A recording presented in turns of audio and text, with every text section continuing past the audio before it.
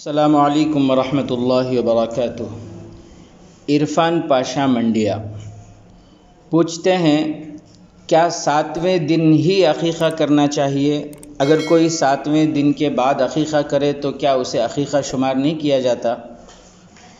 دوستوں، جب کسی کو اللہ تعالیٰ اولاد کی نعمت عطا فرمائے تو ولادت کے 7ویں دن بچے کی طرف سے اللہ کے نام پر جانور ذبح کرتے ہیں۔ شریعت میں اسے عقیقہ کہتے ہیں۔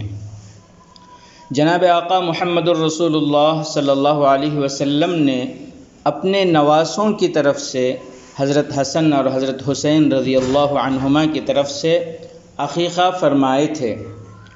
ایک موقع پر جناب آقا محمد الرسول اللہ صلی اللہ علیہ وسلم نے فرمایا، عقیقے کی برکت سے بچے کے اوپر سے بلائیں ٹلتی ہیں۔ اگر لڑکا پیدا ہو تو 2 بکرے یا بڑے جانور میں 2 حصے، اور لڑکی پیدا ہو تو 1 بکرا یا بڑے جانور میں 1 حصہ۔ یہ عقیقہ کرنا مستحب ہے۔ دوستوں، عقیقے کے لیے سب سے اچھا وقت پیدائش سے 7ویں دن ہے۔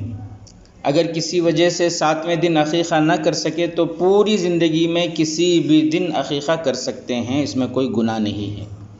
بہتر یہ ہے جب بھی عقیقہ کریں تو پیدائش کے دن کے حساب سے 7ویں دن کا حساب کر لیں، یہ بہتر ہے۔ مثال کے طور پر اگر جمعہ کے دن بچے کی پیدائش ہوئی ہے، بچے کی ولادت ہوئی ہے، تو جمعرات کا دن 7واں دن ہے۔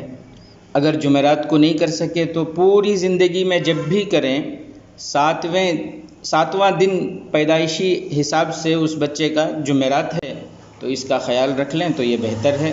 لیکن اگر کوئی اس کا خیال کیے بغیر کسی بھی دن عقیقہ کر لیتے ہیں تو بھی عقیقہ ادا ہو جاتا ہے۔ واللہ اعلم بالصواب۔